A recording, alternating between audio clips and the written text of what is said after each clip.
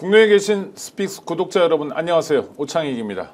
재외국민 투표가 역대급 투표율과 참여 열기를 보여주더니 사전투표도 엄청난 기세로 진행되고 있습니다. 내란을 심판하자는 국민의 분노가 이렇게 표출되고 있습니다.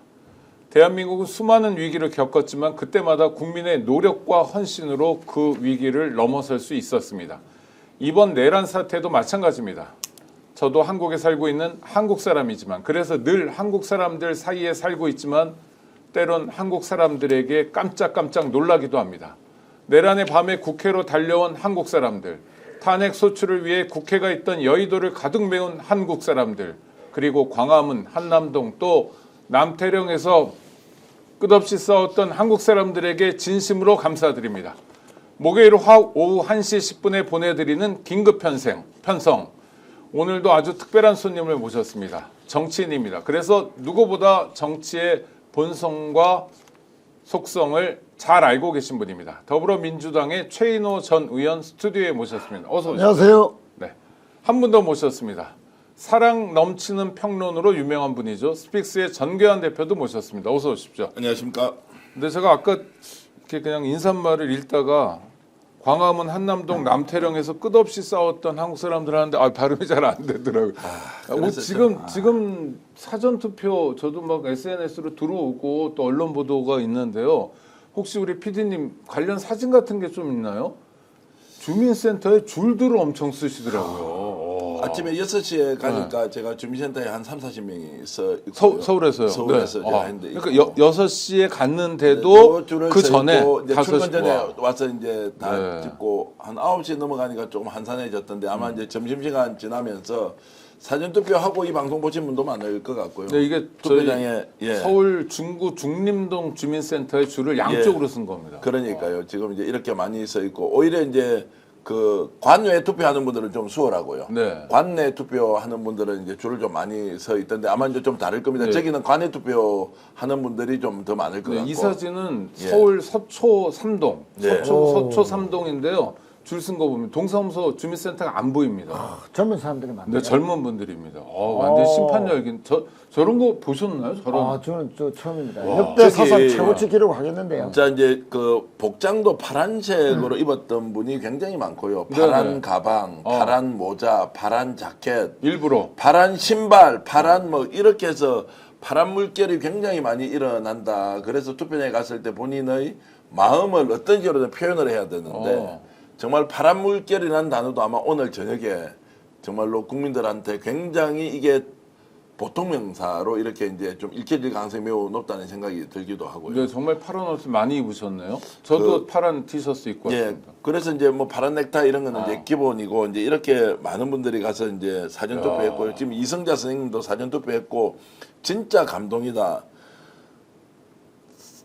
내가 주인공인 줄 모르고 내가 지금 연기를 하고 있는데 알고 보니까 내가 주연 배우예요. 국민들이 그런 느낌으로 지금 투표장에 가서 사실은 나를 보고 다른 사람이 놀라고 있는데 나는 다른 사람 보고 놀라고 있는 거예요. 그러니까요. 서로. 그러니까 이것이 이제 얼마나 위대한 우리가 역사의 순간에 있어서 투표를 통해서 국민들이 무엇을 보여줄 수 있느냐 이런 것들은 이제 대단합니다. 하여튼 36.93%가 지난 대선에 이제 사전투표율이었는데 뭐 그것만 넘기면 저는 이 자체가 평일 이틀 동안 하는 것으로 기적인데 금요일 날 지금 현재 작년 금요일 그러니까 3년 전의 금요일 오늘은 목요일이지 않습니까? 첫날 이 투표율이 이제 조금 전에 보니까 10.5%를 넘어섰더라고요.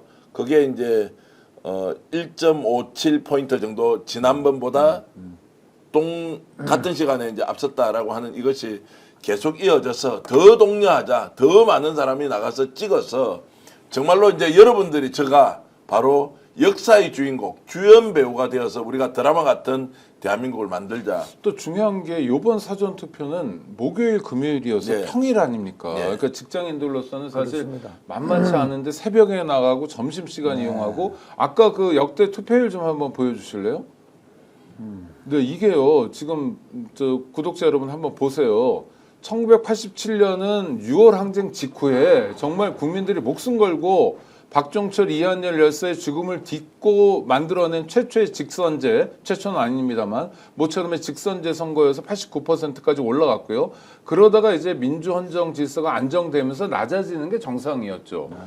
노무현 대통령 될 때도 그렇고 이명박 대통령 될 때는 아마 저 정동영 후보나 이쪽이 좀 부족하니까 열세였으니까 기권한 분들이 많은 것 같고 그러다가 이제 75, 77, 77 묘하게 문재인 대통령 될 때 윤석열 될 때 77이었는데 야 요번에는 좀 어떨까요? 그러니까 전망이요? 지금 아까 10시, 11시 현재 1.4%가 3년 전에 비해서 사전투표 첫날 더 높았다고 근데 했는데 지금 한 1.6까지 벌어졌고요. 1.6까지 벌어졌으니까 갈수록 사전투표율이 사상 최고치를 기록하지 않겠나.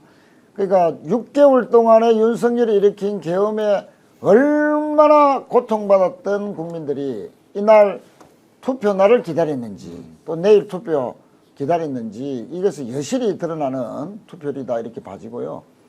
물가도 오르고 천정부지로 올랐고 장사는 안 되고 자영업자들 정말 역대 사상 최고치로 폐업하고 또 뭐 환율도 올랐고 주가는 또 떨어져서 폭락 사태도 맞았고 지금 나라가 또 국민들은 또 마음이 또 많이 분열돼 있죠. 자 이런 그 내란의 빨리 종식 극복 이런 한 마음으로 사전투표에 너무나 많이 참여하고 있다.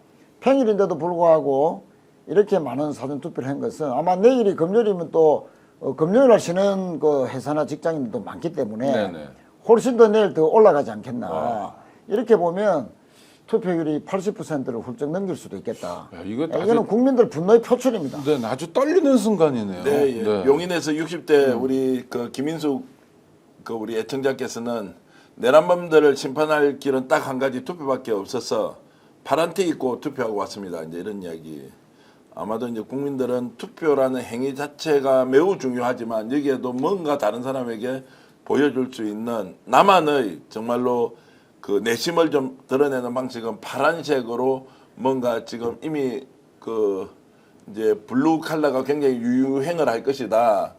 이제 이런 이야기 그리고 패션 코드로 파란색이 이제 당분간 지배할 수도 있다. 네. 내일은 더 많은 사람들이 파란색 옷을 입고 나갈 것이다. 이제 이런 말씀을 많이 하고 계십니다. 바다가 파랗잖아요. 바다라는 닉네임 가진 구독자께서 아침 7시에 사전 투표했습니다.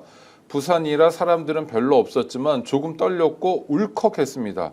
혹시 도장이 번질까 걱정되어 몇 번이나 붙이고 말려서 봉투에 스스로 감동 느낌표 느낌이 오네요. 네. 이런 말씀을 전해 듣는 것만으로도 감동스럽습니다. 근데 보통 정치권이 다 썩었다 뭐 이런 얘기하고요. 특히 3차 TV 토론은 추악했지 않습니까? 그러면 유권자들 입장에서는 좀 아이 신물 나는 동네 저 동네 안 나가 이런 심리도 있잖아요. 그리고 이게 약간 작전이기도 하는 거 아닙니까? 그렇습니다. 우리만 썩은 게 아니라 쟤들도 썩었고 다 썩었어. 이준석 같은 사람이 지금 퍼뜨리는 정치에 대한 혐오가 그런 것 같은데 그런데도 이렇게 열기가 높아요? 그러니까 우리 국민들이 이제 구분을 하시는 거죠. 현명한 우리 국민들이 내란 종식을 위해서라도 투표로 힘을 보여주자. 내란 종식하자. 윤석열 심판하자. 윤석열 지원하는 김문수 절대 지지 못해. 이준석은 더해. 그래서 이번에는 무조건 이재명이야 하는 그런 국민들의 열기가 더 높아지는 가운데에 이번 대선의 투표의 본질을 국민들이 깨뜨려 보고 계시다. 아무리 윤석이 정치판을 흩뜨리고 추자판, 선거판 만들어서 정치 해무쪽 만들어서 기권 유도하려 하고 뭐 이런저런 그 속셈들이 다 있었지만 그러나 그것은 전혀 안 통한다. 지금 국민들은 투표율로서 내란 극복 반드시 해야 되겠다는 그 의지가 갈수록 높아지고 있고. 네. 근데 정치하는 분으로서 이런 상황이 떨리기도 하지만 좀 두렵기도 하겠습니다. 국민들이 무섭다. 정말 무섭죠. 우리 국민들이 87년 6월 항쟁을 통해서 독재 종식 또 우리 민주주의 민주정부 세우는 쪽으로 힘을 결집한 이후에 30년 40년이 지났는데도 이런 그 윤석열의 계엄은 민주 헌정 질서를 뿌리채 흔드는 것이다. 민주공화국 대한민국을 완전히 이제 독재국가 친일 쿠데타의 윤석열의 그 폐해를 너무나 직시했기 때문에 또 그 고통이라는 것이 실제 국민들의 실생활 또 경제 악화 그로 인한 국민들의 피해 이런 것이 너무나 명백해지기 때문에 이런 것들을 극복하기 위해서라도 총알보다 투표가 더 힘이 있다, 더 세다 하는 것을 정말 그 참여로서 보여주는 저는 노무현 대통령님의 어떤 깨어있는 시민의 조직된 힘, 조직된 투표의 힘, 이것이 결국은 민주주의를 지키고 발전시켜 나가는 최후의 보루다 하는 것을 우리 국민들이 여실히 보여주고 계시다. 그렇게 생각합니다. 눈물 날 네, 정도입니다. 그러니까요. 이런 와중에도 이제 제주에서 오늘 오전 10시경에는 부정선거를 외치는 60대가 그 투표소에서 소란을 피워가지고 그렇죠. 경찰에 또 지금 이제 체포되어가지고 조사를 받고 있는데요. 지금 이제 이 와중에도 부정선거 외치고 있고 어제 밤에는 댓글로 정말로 지금 이재명 후보에 대해서 악의적으로 유포하는 세력들이 있는 것 같고요. 그러니까 잘해서 이기겠다 이런 것보다는 지금 이 상황을 자신의 강점을 드러내서 뭔가 선거운동을 하는 것이 아니라 상대의 약점을 부각시키는 것. 여전히 지금 선거가 부정선거로 이루어진다라고 주장하면서 대선 패배 이후에 뭔가 정치적으로 도모를 하려는 이 움직임. 황교안은 지금 사전투표 합니까? 하지 않습니까? 김문수는 왜 사전투표 이야기 하지도 않다가 또 본인은 사전투표를 합니까? 그러면서 본인은 사전투표 해놓고 국민들한테 사전투표 하자고 적극적으로 홍보는 하지 않는 이 시츄에이션 상황은 또 우리가 어떻게 이해를 해야 하느냐. 도무지 저는 걷잡을 수가 없다. 판단하기가 어렵다라는 생각이 듭니다. 우리 최인호 의원님 나오셔가지고 부산 구독자들이 많이 반응을 보여주시는지 모르겠는데요. 예. 송수경님 구독자십니다. 네, 네. 부산에서 사전 투표하러 가는 길에 이재명 후보 선거 공보 사진에만 오물이 묻어서 훼손되어 있었답니다. 그래서 한참을 물수건으로 닦았답니다. 아유 참 이 마음 이 마음은 뭐 두 손으로 찍고요, 떨려가지고요. 네. 그리고 그게 혹시 바깥으로 번져 나가고 싶어서 다시 보고 했다는 분. 우리 그러니까요. 부산 시민들이 지난 계엄 반대, 탄핵 찬성 이것이 서울하고 거의 비슷하게 여론이 나왔지 네, 않습니까? 또 선거 초중반까지도 이재명 후보가 불경에서 이기고 있다는 여론조사도 꽤 많이 나왔습니다. 네. 그저께 부산일보 여론조사 발표 KSOY와 함께 이틀간 실시했던 여론조사에서도 0.7%밖에 차이가 나지 않았습니다. 그것은 부산의 합리적인 중도, 합리적인 유권자들이 수도권에 있는 민심과 거의 동일한 사항을 계속 보여주고 있다.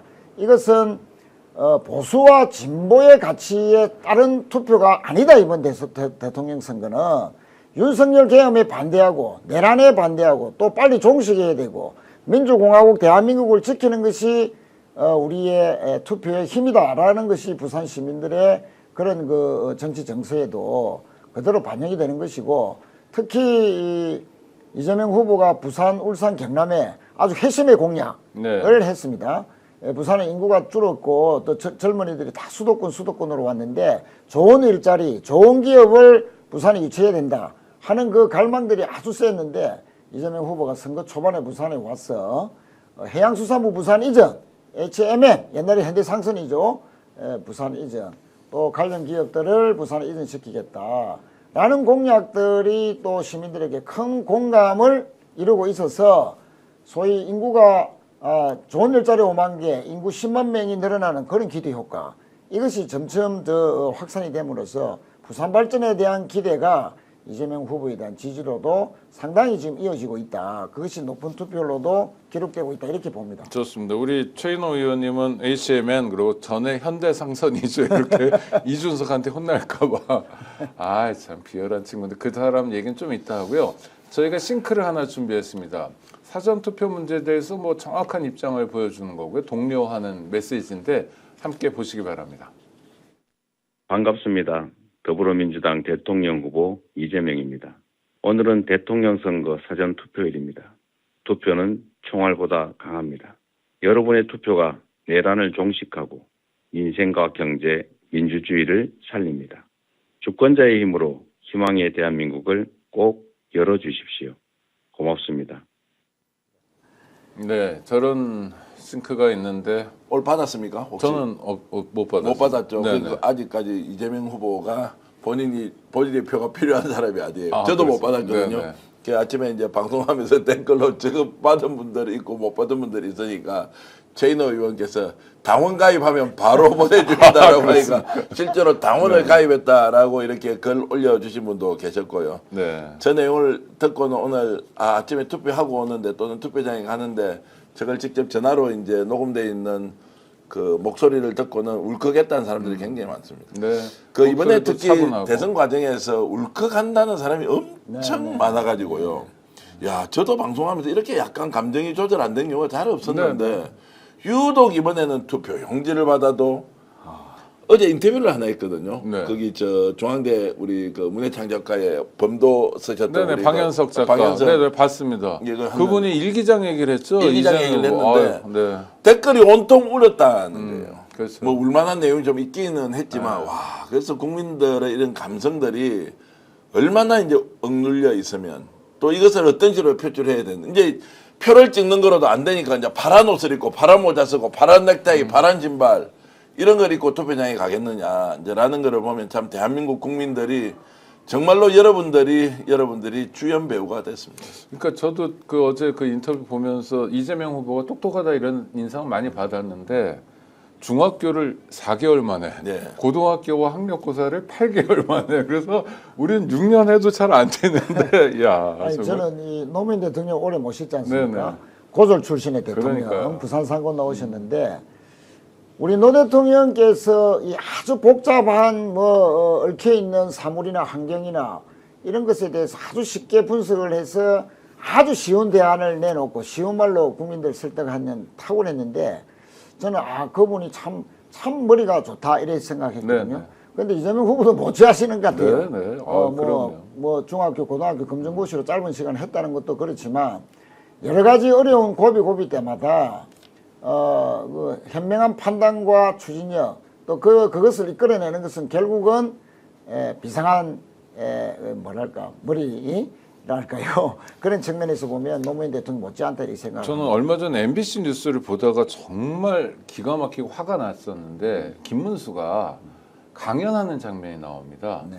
그러면 대한민국이 다 빨갱이가 됐다. 천주교도 빨갱이고 네. 다 빨갱이가 됐다. 노무현도 빨갱이다라고 얘기하다가 뒤에 가서 뭐라고 그러냐면 노무현은 빨갱이도 못 된다.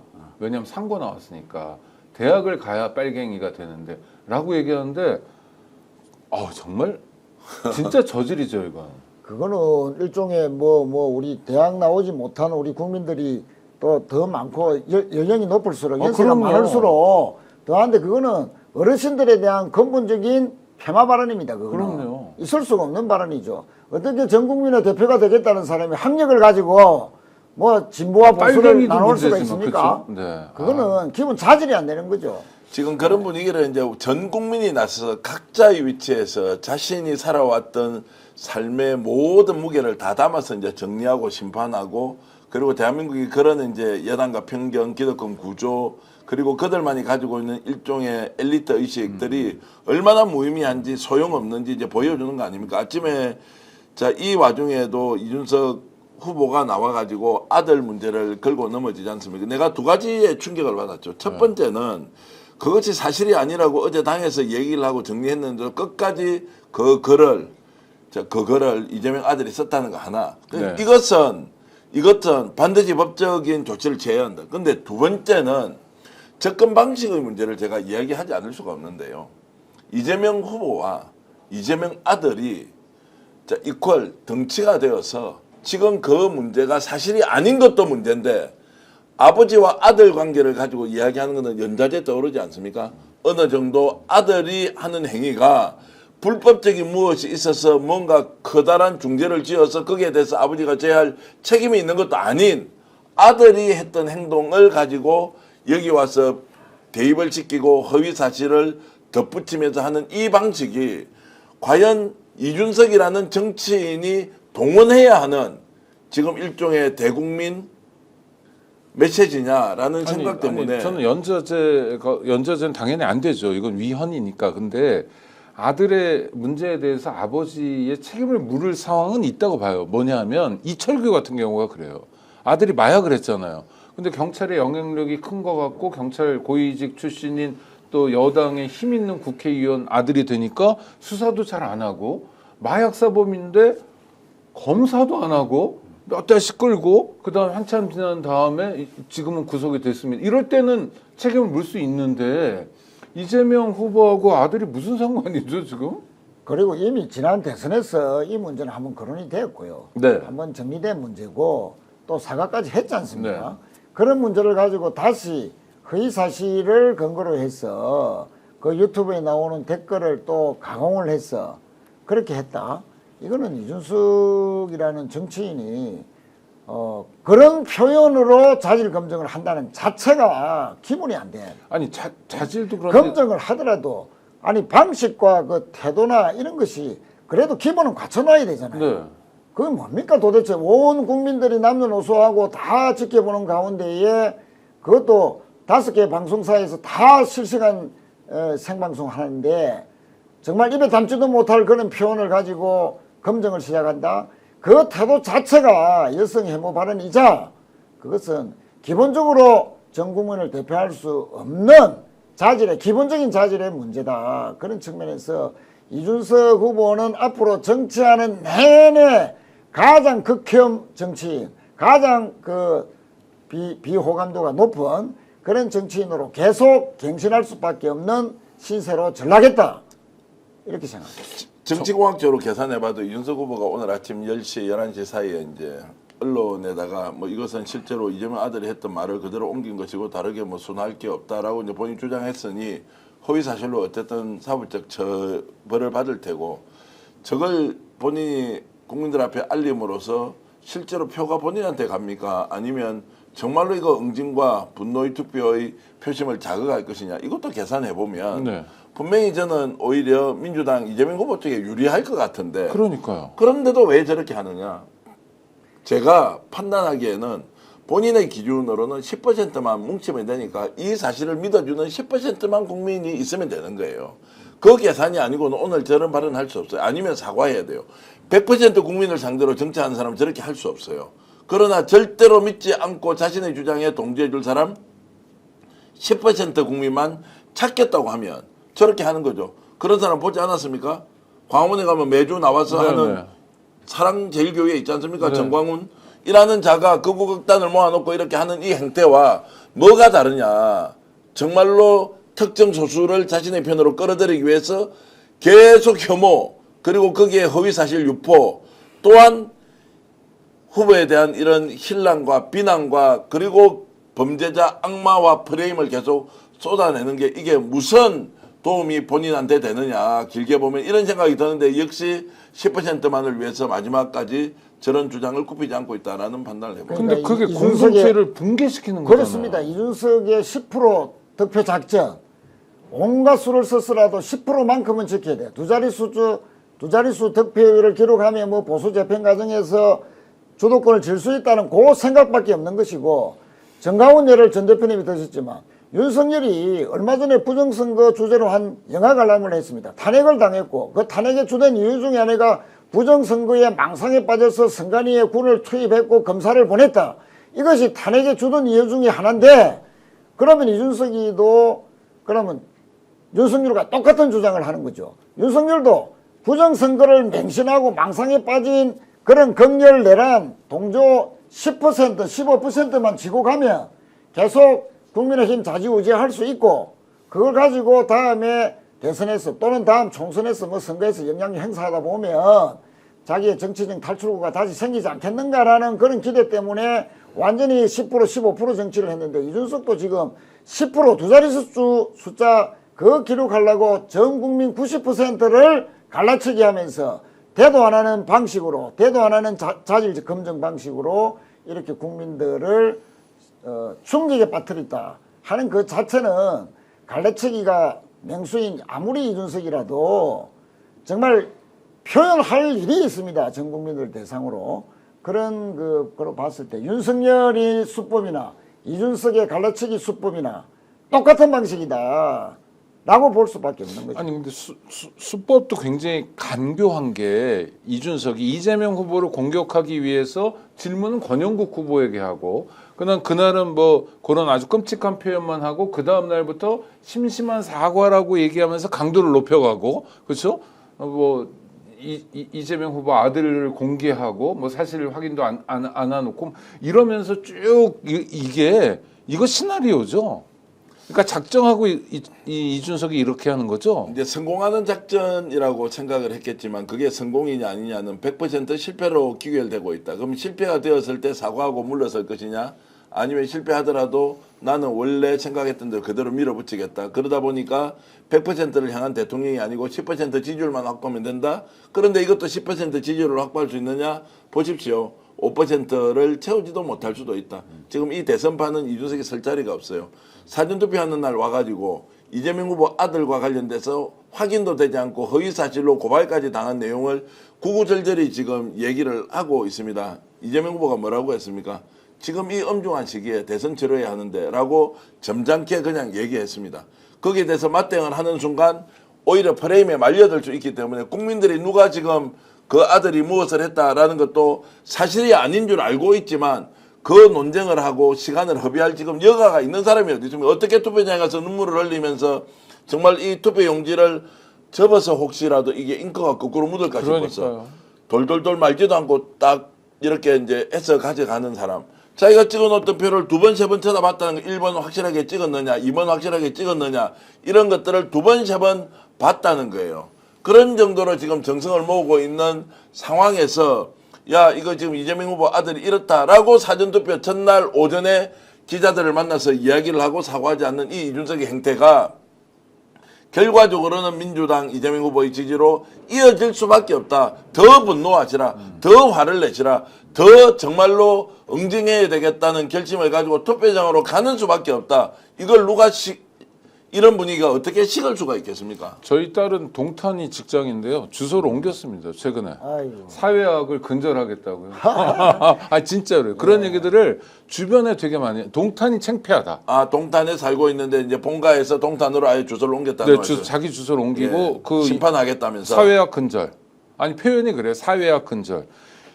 라일락님, 이준석 정치계에서 영원히 퇴출시켜야 할 인간의 길 포기한 자이다. 이런 야, 진단에 동의하시죠? 동의합니다. 네. 그 우리 정기환 대표께서 분석해 주셨지만 우리가 이준석과 김문수 단일화됐을 때 그러나 둘이가 합해가지고 1 플러스 1이 2가 나오고 1.5밖에 안 나오면 즉 이준석의 지금 지지를 떠받치고 있는 10% 중에서 절반 가까이는 김문수로 가지 않는다는 게 각종 여론조사에서 다 나왔지 않습니까?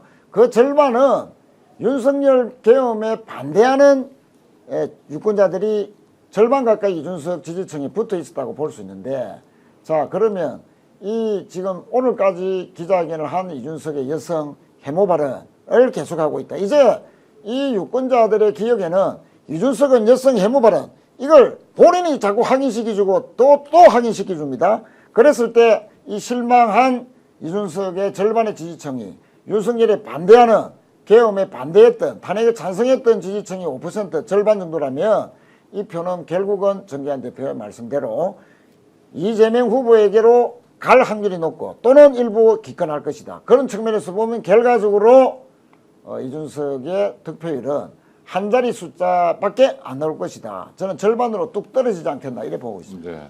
이준석 같은 사람은 대선 후보 사퇴해야 된다 이런 목소리도 많고요. 예, 뭐 그게 아니라 국회의원에서도 제명해야 된다라는 목소리 어떻게 생각하십니까? 저는 이제 대선이 끝나자마자 이제 책임의 시간이 돌아올 거라고 네. 봅니다. 어떤 식으로든 국민들이 책임을 물을 것이고 국회의원이 동료로서 책임을 물을 것이고 그리고 이제 사법적으로 이 문제가 어떻게 되는지 재판부에서 책임을 묻지 않겠습니까? 그 네. 책임의 시간에 본인이 어떻게 하는지 보면 될 것 같고요.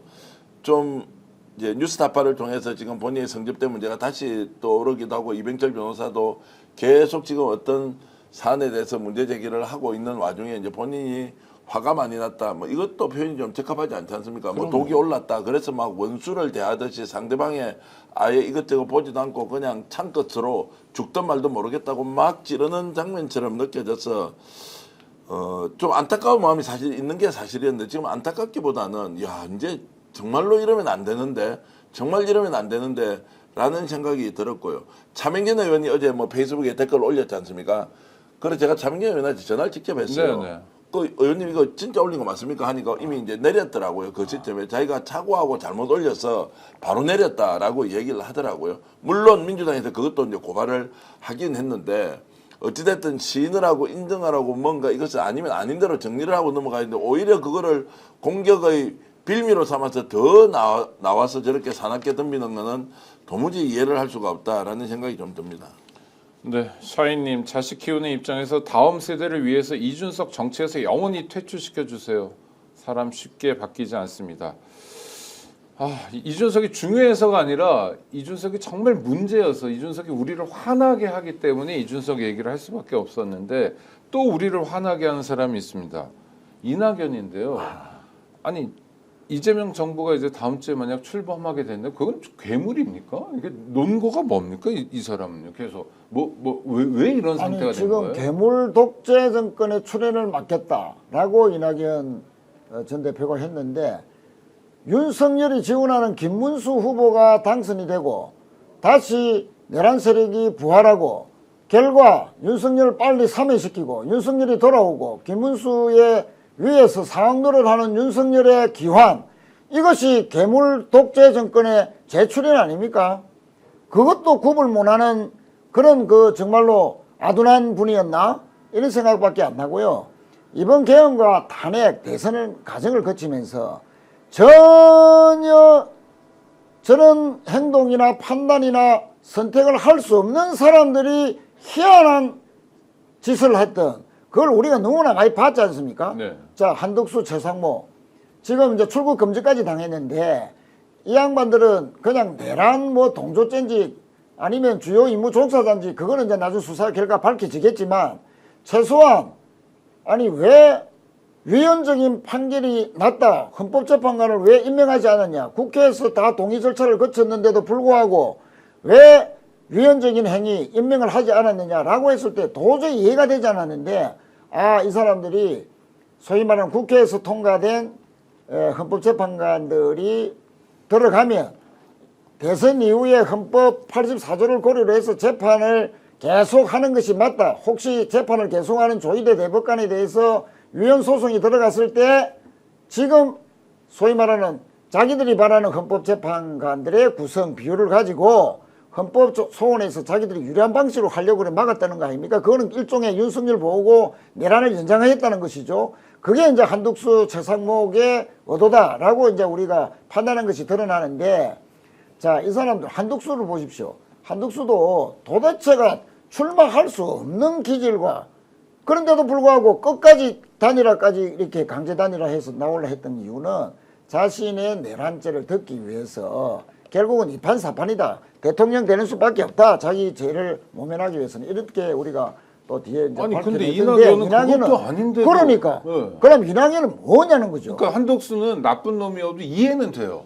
근데 이낙연은 지난 정부에서 정말 엄청난 배려 이런 걸 받은 사람이잖아요. 총리도 자, 했고. 그럼 이낙연의 삶이나 가치관이나 지금까지의 정치 역정, 심지어 아버지 민주당원이고 본인도 대를 이어서 민주당원 했고 지금까지 한 번도 민주당을 떠나본 적이 없다. 그 많은 정계 개편 와중에서도 자기는 민주당을 지켰다라고 정말로 밥 먹듯이 그런 말을 하면서 자랑을 해온 사람인데, 아니 이런 분이, 이런 양반이 김문수를 지지한다? 괴물 독재 출현을 방지하기 위해서, 그리고 김문수가 청렴해서, 과연 그것이 표면적인 이유지만 진짜 그 이유일까? 저는 이 대목에서 뭔가 약점이 잡힌 거 아니냐 하는 그런 의심을 저는 좀 지울 수가 없고요. 참 이낙연 전 대표는 고향에서도 정말 고향분들을 정말 명예를 실추시키는, 이제 앞으로 고향이 어떻게 얼굴 들고 가겠습니까? 그리고 민주당원 같이 했던 사람들 다 욕보이고, 지금 이석현 국회 부의장 같이 이제 새미래당입니까? 창당했던 분도 도저히 이거는 아니지. 파란색을 선택하지 않는 것은 사치다. 이러면서 다시 이제 복당 신청을 했습니다, 민주당에. 네. 같이 했던 사람들도 다 반대하고 말리고, 심지어 호남의 이병훈 전 의원 같은 분도 고등학교 선후배 시간에다가 이낙연을 가장 절친하게, 가장 앞장서서 같이 해왔던 분도 얼마 전에 도저히 이건 아니다라고 했는데, 본인 혼자 지금 달랑 몇 사람 데리고 김문수로 가버렸는데 이거는 도대체 합리적으로는 도대체 이해할 수 없는, 그러니까 뭐 지기현이다 뭐다 해가지고 우리가 왜 그런 엉뚱한 짓을 하고 윤석열을 구속을 풀어줬을까? 우리가 계속 의혹을 가지는 것이 뭐 약점 잡혔나 룸사롱하고 뭐 관련 있는 거 아니냐? 계속 우리가 이런 의문을 품고 있듯이 과연 그럼 이낙연이라는 그 정치인이 그리고 엘리트라고 자부해오고 엘리트주의에 빠져서 아나무인 깨고로 했던 정도로 있었던 그 분이, 그 양반이 왜 이런 어리석은 선택을 했을까? 도저히 이해가 안 가죠. 그래서 우리가 의심을 하는 것이 알겠습니다. 뭐 진짜 아니, 근데 뭐 잡혀 있나 아니, 근데 하는 건 의심을 할 수밖에 없어요. 이낙연의 행보는 좀 오래됐고 또 손학규도 그렇고요. 네, 말씀하시죠. 그러니까 오늘 이제 TV조선의 찬조연설자로 이제 나왔어요. 29일 아이고, 날 네. 지금 이낙연 이제 이라는 정치인이 하여튼 나와가지고 괴물독재국가를 막겠다는 절박한 심정으로 김문수에게 한 표를 찍기로 했다 이렇게 얘기를 했는데요. TV조선에서 찬조연설자로 나와서 괴물정권 출현을 막아야 한다라는 것. 야, 이제 이렇게 되면 그냥 옛날에 경선 때 이재명 후보한테 졌다고 그래서 사적 복수심 같은 거가 있는 거 아닌가요? 그러니까 저 뭐 아마 이 패배를 인정할 수 없는, 그러니까 그러면 서운한 사람이 한두 사람이겠습니까? 그러나 모든 계엄에 반대했던 민주 진보 개혁 세력이 총단결해서 이재명 후보를 미는 이유가 뭔지, 예? 그러면 뭐 다른 당에서는 가치가 다 똑같아서 100% 동일해서 이재명 후보를 밉니까? 정책과 공약이 다 동일해서 밉니까? 그거 아니지 않습니까? 그런데도 불구하고 왜 모든 세력이 다 이재명 후보를 통해서 민주헌정 질서를 다시 복원시켜야 된다고 하는지, 그러면 거꾸로 왜 유독 대를 이어서 민주당을 했다 하고 민주당을 통해서 국회의원 사선하고 총리까지 하고 다시 당대표까지 하고 이렇게 온갖 혜택을 다 받았던 이낙연이라는 정치인이 왜 유독 혼자만 저렇게 투항하고 소위 말하는 내란 음모 세력과 내란 세력 동조 세력과 윤석열이 지지하는 김문수를 어떻게 지원할 수 있느냐, 이거는 합리적으로 이유가 안 되고 지금 댓글에도 여러 가지가 나오고 있습니다만 이런 의심을 받을 수밖에 없는 자초한 일, 도저히 이거는 뭐, 네, 뭐 이낙연 끝났다. 용서받을 수 없는 네. 정치적 배신행위다. 근데 이제 뭐 이 사람이 정치가 끝이 나는 것은 뭐 다 알고 있는 네. 이야기고 정치평론가들 중에서는 이낙연 지지하니까 이제 완전히 이제 민주당 더 좋아졌네 이런 이야기를 누가 하더라고요. 네. 그 제가 이렇게 대답했죠. 그거 안 와도 된다고. 무슨 거기가 김문수를 지지하기 때문에 자 반사이익을 이쪽에서 볼 거죠. 그 계산도 할 필요 없다고. 뭐 그 사람은 존재감이 없고 국힘표를 모을 일도 없고 민주당이 그 사람 때문에 표를 더 많이 결집시킨다는 것도 의미가 없다. 그리고 오늘도 지금 찬조연설 내용을 보니까요. 길거리 가다가 여의도에서 어떤 사람을 만났는데 그 사람이 나라 이렇게 하면 됩니까? 독재 되는 거 막아야죠. 그래서 그걸 보고 본인이 여러 가지 생각을 했는데 결국 지지선을 하게 되었다. 일주일 전만 하더라도 김문수 지지하려고 안 했는데 정말로 밖에서 사람들 만나보니까 이게 독재국가 출현할 수 있는 거 막아야 되겠다라고 그렇게 누군가 호소를 해서 그 뜻을 받아들인 것처럼 오늘 찬조연설을 했어요. 정치인이 상황인식을, 민심이 어떻게 돌아가는지, 국민들이 어떤 생각을 하고 있는지, 윤석열 내란에 대해서 어떤 판단을 하고 있는지를 0.1%라도 생각을 해보면 저런 이야기는 할 수 없다. 네. 정말로 지금 주제를 끌고 가는 것도 사실 시간 낭비다라는 생각이 네. 듭니다. 우리 구독자 여러분, 그동안 뭐 네. 삐뚤어진 엘리트주의에 찌들었던 정치인의 말로가 매우 추하다, 그렇게 정리하겠습니다. 매우 추하다. 네.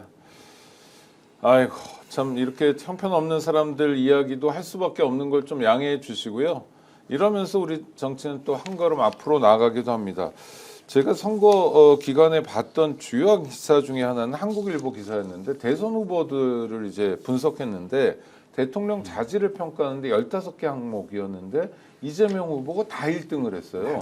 전 이런 기사는 처음이어가지고 정치하시는 분으로서 어떻게 평가합니까? 보통은 뭐 한 10개쯤 먹고 5개 딴 사람도 주고 이래야 되는데 전문가 평가였거든요. 예. 전문가들은 비교적 객관적이고 아무래도 뭐 전문가답게 여러 가지를 입체적으로 분석해서 평가를 했겠지 않습니까? 이재명 후보가 저는 이 15개 항목에서 다 1위를 차지했다는 것은 그만큼 3년 전 이재명과 지금의 이재명은 많이 발전했다, 성숙했다, 그렇게 봐지고요.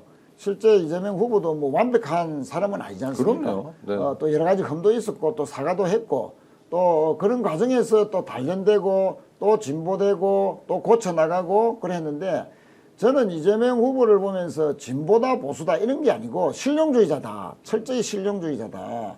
그때그때의 상황에 맞는 지혜가 상당히 발휘가 되는 분이다. 이렇게 생각을 했고 최근 그 당대표가 되고 난 작년 그 8월달 이후에 거의 1년 가까이 중도 실용주의 노선을 줄곧 펼쳐왔지 않습니까? 네.